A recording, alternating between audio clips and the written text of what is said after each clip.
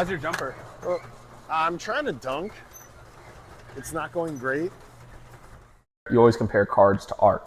Yeah, it's what it is. What would you say to people that are like, okay, well, if it's kind of like art, why not just buy art? What makes sports cards significant?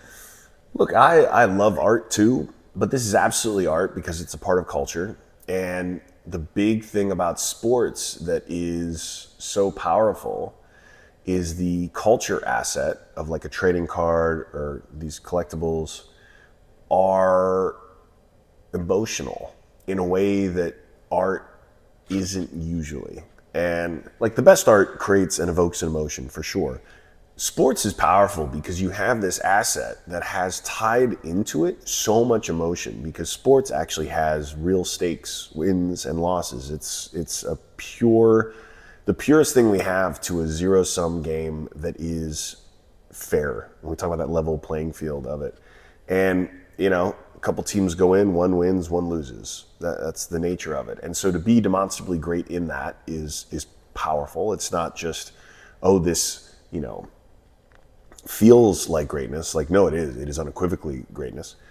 But then you also come back to something, and this is my favorite. I love making fun of the Mona Lisa because few people realize that it's only popular because of a meme, because it got stolen in the early 20th century. And a bunch of people around Paris were sipping their coffees going, oh my goodness, this painting was stolen. And they were like, what was it? And it's like, the Mona Lisa, Da Vinci. And in this painting, no one cared about it until it got stolen, and then it became a meme. Everyone was talking about it, and then they found it. And for the last 100 years, it is one of the biggest tourist draws. People come from all over the world to see the Mona Lisa, not because it was all that special, but because it captured people's attention at the right time. No disrespect to Da Vinci. It's an okay painting. If you've seen it in person, you're like, okay, I'm glad I went. But when I talk to my dad about sports, and if we're talking about culture and those emotions, I know the few times I've seen my father cry have been because of sports. And my point is, the Mona Lisa ain't made anybody cry, right? The emotions that you get from this thing, sports, that are captured in those culture assets, the cards, is special, right? Looking at that card doesn't just remind you of when you were a kid and how carefree life was and how great it was to collect these things. It also reminds you of the best moments of that season, the worst moments of that season, all of the things that are wrapped up into fandom that you just don't get with traditional art because the stakes aren't the same and because we don't have this kind of connection to the vast majority of artists that are creating.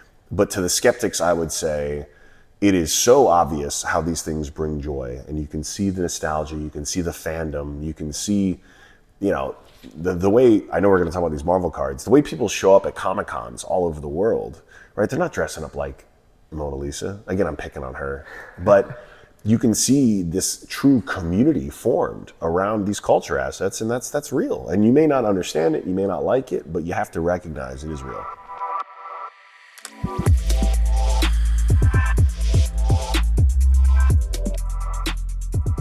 Yeah, I've been having more and more conversations with athletes, especially, young athletes have a very different mindset around these. I still remember seeing LeBron in the post-game, I think it was the bubble finals, talking about one of his rookie cards, which he just sold at auction. He was interviewed about it. Hearing those numbers, you didn't hear those numbers much growing up, obviously where I'm from. And the second thing I think about is I have 2 rookie cards of my own, so I'll be good for a very, very long time. And that was a moment for me because it was the first time I felt like I was seeing other major athletes thinking about it in the same way that I had been. And I'd never talked to LeBron about it. Just be clear, I can't take any credit for planting that seed, but it was really encouraging to me.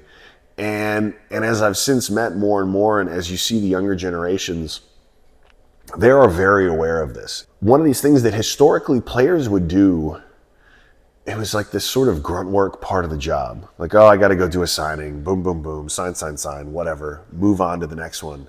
And then the newer generation, the ones who are just coming to the league now, absolutely see this. Oh, yeah. And you're going to start seeing it baked into their deals. Like, I actually think we're going to see this massive shift where this new generation of players really sees that idea that LeBron was talking about, which is I have some of these rookie cards in my vault, and it is an approximation of my own value in this league and all the work I'm going to do the rest of my career, and I want to own this.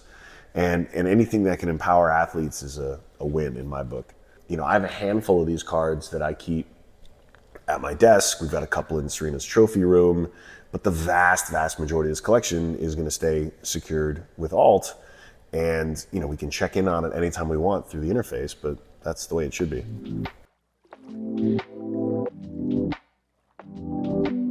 Where do you see Serena's value of cards going in the next 20 years? Well, I'm biased, aren't I? As the biggest holder of Serena cards, obviously I hope they go up. Some of the other cards that I bought into early were iconic players from the past that I felt were undervalued by today's youth. So 20-year-olds who were driving the hobby knew who Jackie Robinson was, but didn't necessarily, it didn't hit in the same way that my generation would, or even an older generation would. And so, Jackie is someone who had, a tremendous career, but also has such a cultural value for the United States, for sports, for, you could even argue, the world, that, that is a player whose cards I've always been excited to have and hold, because again, I believe in hundreds of years, people will still be talking about and still appreciating the value of what Jackie did for sports and for American society. And so I think in a way, we haven't seen an athlete like Serena who has a similar relationship to sports and the world. We've just watched her finish playing just a couple of years ago. We still haven't seen what happens where decades of that impact compound. I think Tiger Woods is another example of that. If I'm thinking from a long-term mindset, I think that will just continue to compound, because we talk about the founding fathers here in America to this very day, right? You cannot escape the cultural and societal impact of the sort of the founding, fathers and mothers, let's say in this case. And so I'm quite bullish long term, because it doesn't show any signs of stopping. Yeah, I think you bring up a really valuable point. The last time we saw a GOAT retire and see his card prices change was really Michael Jordan, because he was mid-80s. You got to see his cards appreciate over time. Yes. Right now we're in this lull where Brady retired, Serena Williams retired, all these amazing athletes retired, and people are wondering what happens to the value of their cards? Yeah. Does it just shoot up during their Hall of Fame announcement or publicity? I think you hit on a really major point of what they do after the sport ends, or when they transition into other things. And you see both Serena and Brady out doing different things with fashion or investing. Business, investing. Yeah, this is something completely new to us that we've never seen. With cards, are you able to take that bet as well? I think so. Messi's another one you got to put in there. Obviously, he's still playing, but he's setting the framework for beyond football. I think we all saw that bump because of the Jordan documentary, where a whole generation was like, "Oh right, this guy was amazing." It didn't totally land for them because of how old they were. You're going to see those moments in the decades to come as well, and so there are going to be culture spikes, because for whatever reason, they're back in the zeitgeist for some period of time.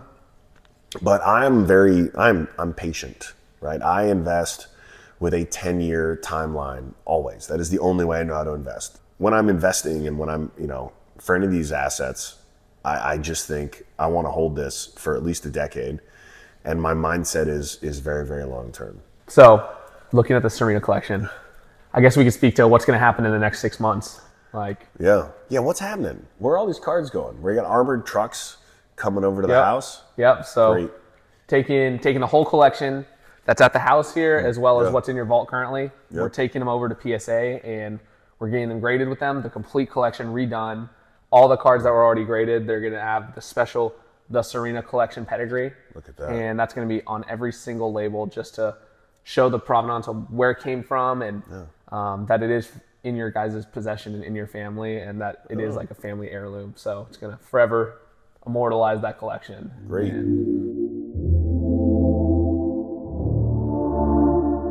How many have been approved in the last year and a half since you've been here? single digit. Like it's Wow. very small.